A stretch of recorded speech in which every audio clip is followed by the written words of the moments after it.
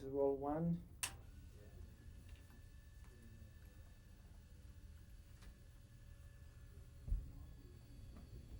This is roll one. My watch broke this morning. What a day. What a day you've had.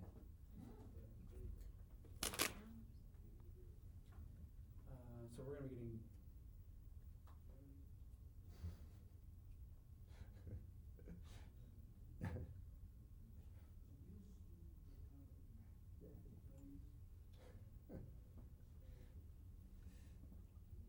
We have speed.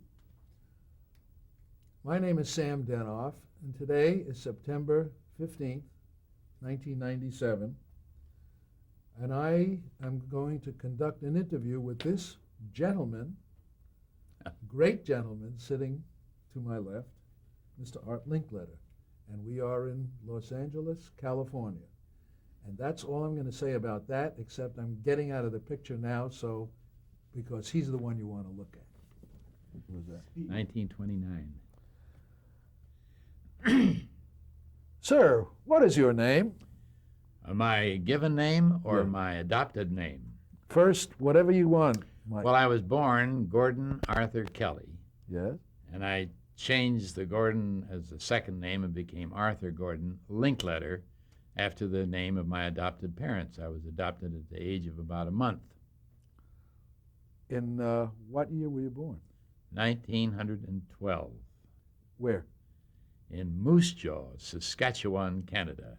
I think you're the first and only guy we're going to ever get who's going to give that answer. Yes, and I understand there's a movement afoot to rename the town in my honor, Loose Jaw.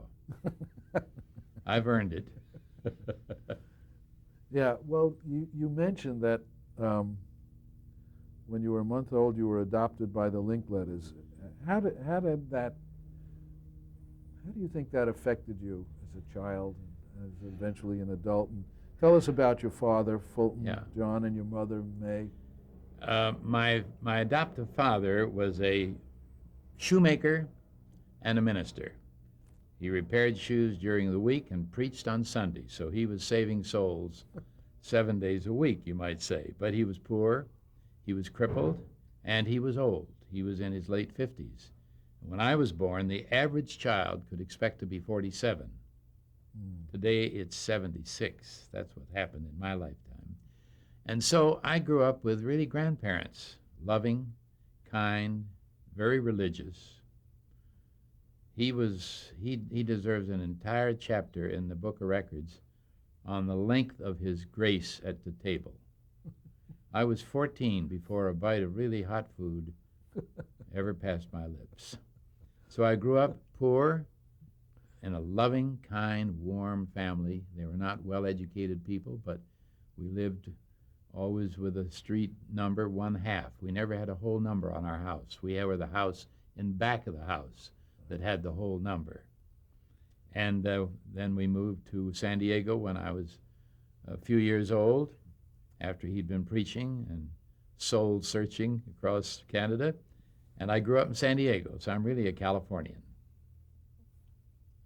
Well, that's a wonderful beginning for life. That Yes. nurturing kindness. And also, it taught me something else. I never can remember not working. I worked for everything I got. I started running errands. I started carrying groceries. I one time had a job in San Pedro at a public park there, walking around the park licking ice cream cones because I had a very seductive tongue. When I curled it around a cone, everybody within a mile had to have an ice cream cone. You were a salesman even then? Yes, and so that was a good thing. Learning to work hard is a very important thing because in my lifetime I've discovered that people with more talent than I have didn't go as far because they didn't work as hard and they didn't persist. When you were a child, what activities interested you? Were you a reader? Did you go to movies or listen to the radio, or sports? Who were your earlier influences as a kid? Well, I was a very, very imaginative kid. Loved to play the games like most kids did who were alone. I didn't have any brothers and sisters. and I played games of being a jungle adventurer and so forth in the bushes. I read a lot. I was a great reader. In the first place, I read the Bible every day, and I read it out loud to a man who had memorized the entire Bible, so I could make no mistakes. And nowadays, in the course of my career, people often marvel at my being able to read commercials cold. I said, when you have done the Old Testament, a commercial about soap is nothing. I never did understand the word begat, but I used it 4,000 times. And then, of course, as I grew older, the biggest influence on my early life was the YMCA. They were my surrogate parents from the standpoint of teaching me to swim, to work, to camp. I grew up in the YMCA. In fact, I finally, of course, wanted to be a YMCA secretary. And I was going to go to Springfield College in Massachusetts. And I had no money. And so I went instead to a free school, which was a normal school in San Diego, which in those days was the name of a college that taught teachers.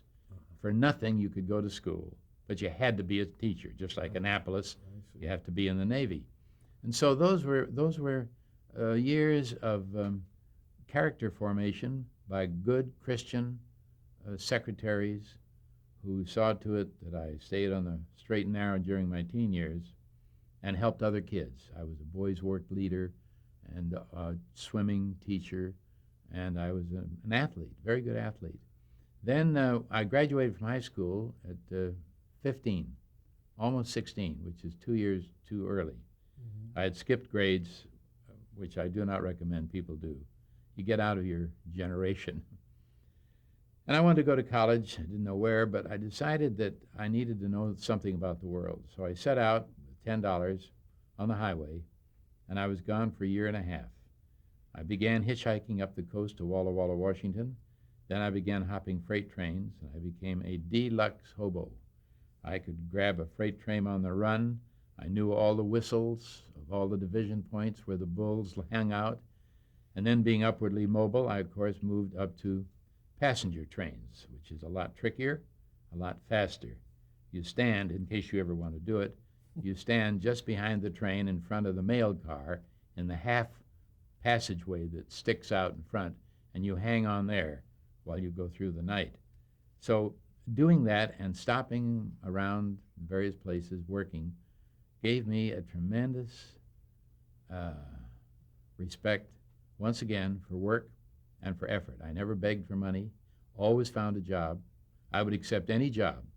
Go into an employment office, they said to me, oh, they need a busboy. I said, I can be a busboy. Where is it? And they said, a nightclub. Oh, I said, I can do that because I thought it was helping the old people off the bus. Naturally, I'd never been to a nightclub. I had one talent. I could type fast and well.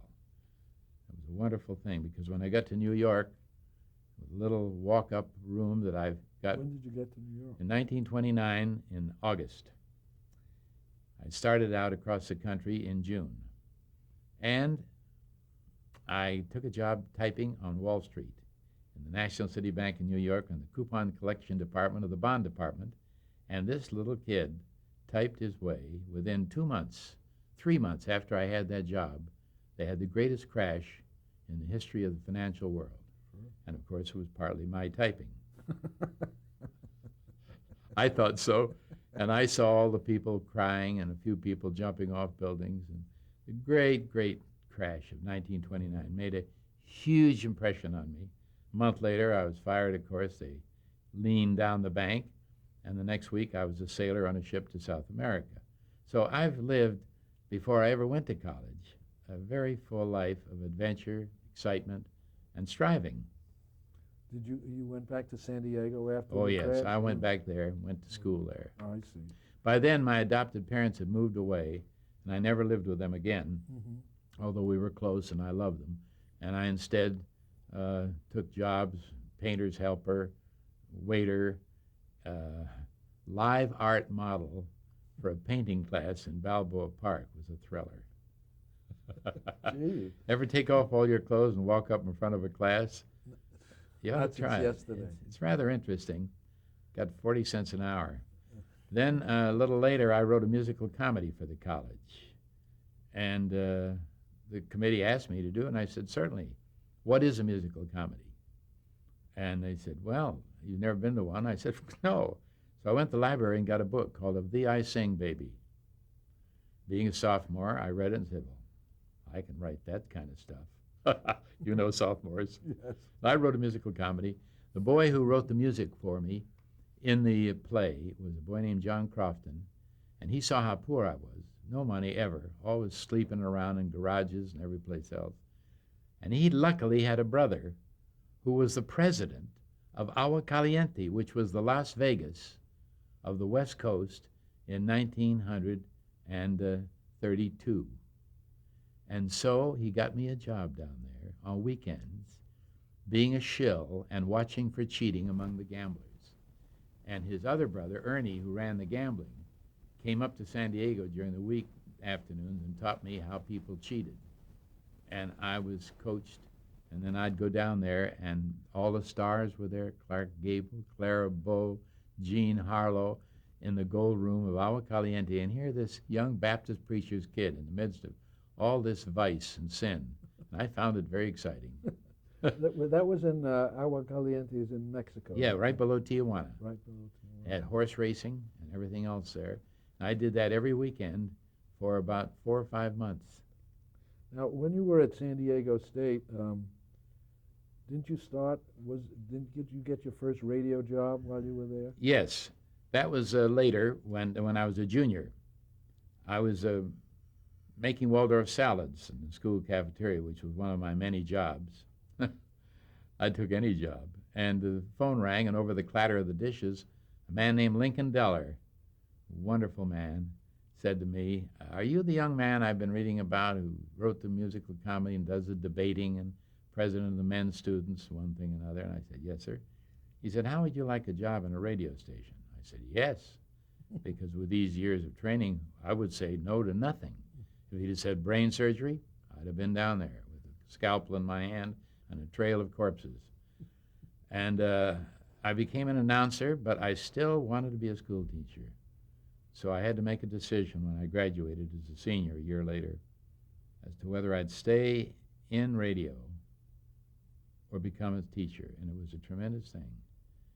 And what changed my thinking about going on teaching was that I heard 2 young men in Dallas, Texas on CBS, KGB was a local station, doing a show called The Man in the Street. Never before in the history of the world was there ever conversation with non-professionals as part of the entertainment world, because there wasn't a microphone. There was no way of communicating.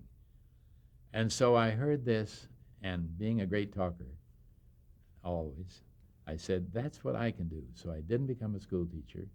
I stayed on and started the first Man in the Street show. And I did Man in the Street, Man in the Gutter, Man in the Hospital, Man in the Ballroom, Man on the Dance Floor. I did shows up and down the coast, L.A., San Francisco, always local, and gradually worked my way up to being a well-known person many years, about 7 years later. You're still a well-known person. Thank Well, you. I am right here at this house. I'm the best-known person in this house. Did you in 1935, I read somewhere where you became the communications director of the San Diego Exposition. What was that about, and what did you do with that job? Well, at that time, I would work my way up to being a chief announcer at KGB, which was a big job because I got $150 a month. That wasn't bad then, but I could live on it. But I wanted to get married, and so I took the job, which was a temporary job, as radio director of the San Diego World's Fair. And I ran the program department, ran the public address system, introduced Herbert Hoover on the air coast to coast, introduced Franklin Delano Roosevelt on the air coast to coast, and did something nobody has ever before done in the history of the world.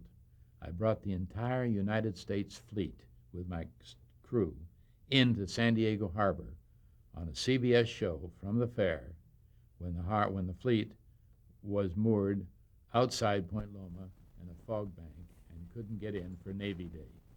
I made the decision. We had all the names, and so I said, we're never going to get another coast-to-coast hour in this little town. Grab it. Who'll know?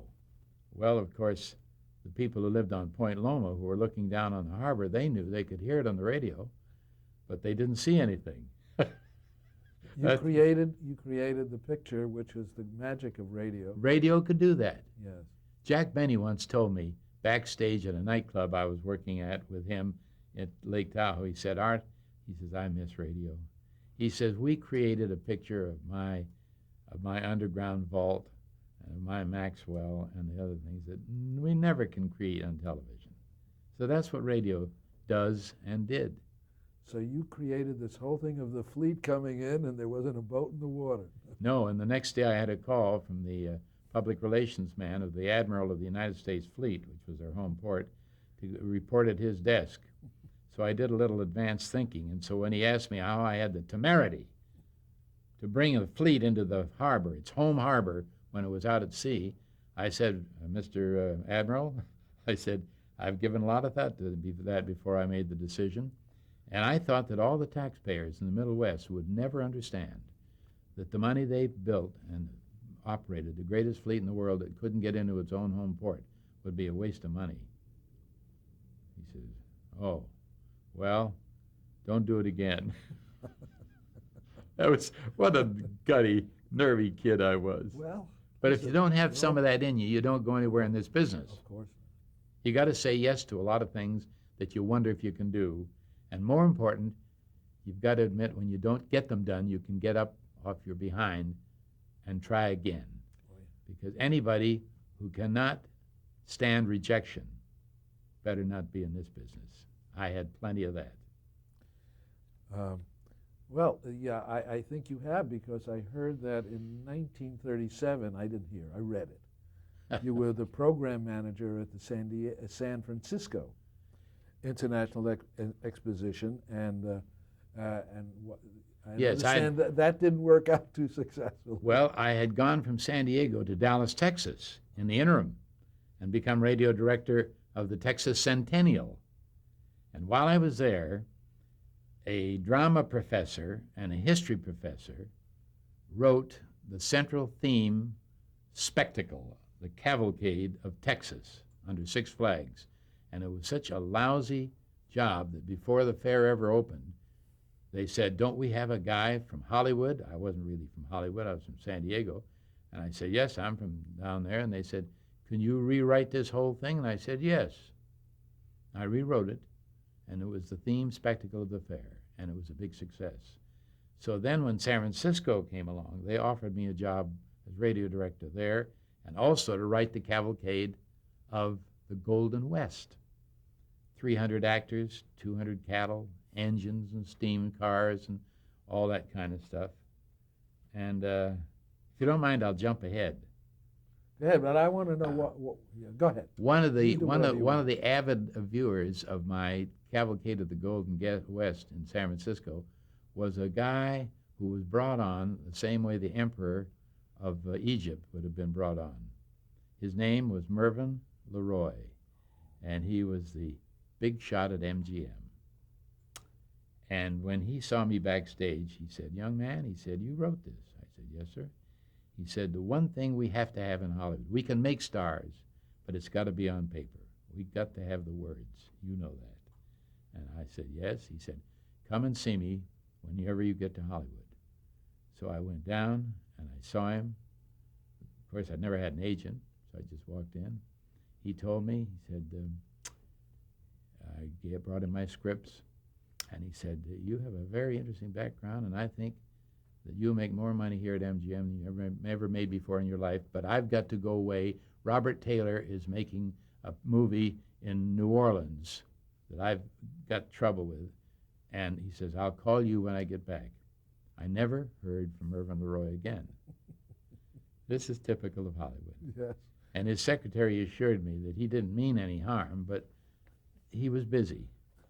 And I never met him until years later when I was doing 6 coast-to-coast shows, and I was at a big dinner, and we were introduced, and I said, Mr. LeRoy, I don't need the job. He said, what? I said, I just want you to know I don't need a job with you. He said, what's this about? I said, never mind. That's great. Isn't that wonderful? Yeah. Isn't that a wonderful Oh, story? yeah. It's wonderful. But the San Francisco Fair was my real, I guess you might call it my trampoline net that gave me the spring up to Hollywood. I was doing everything. I started a Pacific Coast radio show. I met a man named John Goodell in Hollywood. We both were thinking of the same idea with different titles.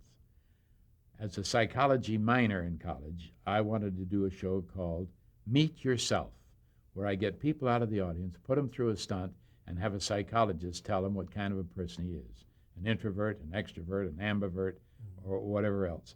John Goodell had a program where he had a psychology professor do the same thing, and he called it People Are Funny. And so we said, we ought to put our stuff together. So we became the writers, the producers, the owners of a show that ran on NBC for 19 years through radio and then television. Wow. What year was that? About that you started- 1942. when you started with John? About 42, and we got into television about 52, and ran until 70. Wow. So that was a interesting meeting, and John and I became partners, and I moved to Hollywood, and I don't think I'll tell this story, but the advertising agency that was going to buy it for Brown Williamson Tobacco Company, Russell Seeds, wanted to have a better known national name. So they took an announcer that they had used on some of their commercials and said, he must be the master of ceremonies with art. So we accepted him because we were so anxious to get on the air. It was just a summer show, a replacement for Sergeant Quirt and Captain Flagg with Victor McLaglen, and the war was starting, and and they didn't want military people being made fun of, so they bought us as a replacement. To make a long story short, this rather clever and devious and manipulative and scheming announcer told them after a couple of weeks that he couldn't work with me. I was impossible to work with, and that they'd have to pick either him or me. And John Goodell had quit his job as radio man for an advertising agency, and so I was so disappointed I moved back to San Francisco. And I kept writing for the show that this guy had taken right out from under me. And meanwhile, we appealed it to AFRA, American Federation of Radio Artists. Now I'm back doing local shows in San Francisco, writing for my own show that I own, that somebody else is doing. Can you imagine the mixed emotions? Of course. I'm providing him the best ideas I can think of to make him look good. The ruling came down that he was wrong. I came back, I took over the show, and AFRA, God bless them, saved the day for me. All of our unions, without those unions, Yeah, all of us would have been in bad shape. that's right. They were That's quite a story, but it shows is. you what you have to go through. And you can imagine going back to San Francisco as a young guy who'd been the big star of San Francisco. I did 10, 12, 14 shows a week up there. I was making $100,000 a year in San Francisco in 1942. It was big money, big money. It'd be like $1 million today. Sure. And so I go back, and I know a lot of them said, well, old smarty-ass Art Linkletter went down to Hollywood to be a big star. Didn't make it, did he? Because you know the old saying in show business, it's not enough that you succeed, your friends have to fail.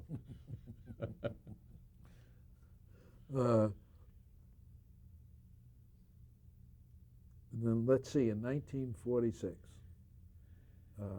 you appeared in your first film. Yes, Right. People Are Funny. Oh. Paramount Pictures. The Dollar, Bill Dollar and Bill Pine. And with me was Rudy Valley, Ozzie Nelson,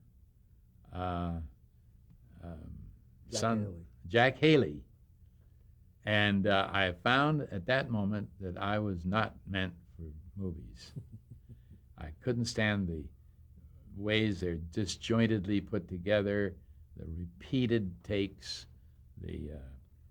it's like manufacturing an automobile part by part, and I was used to an audience.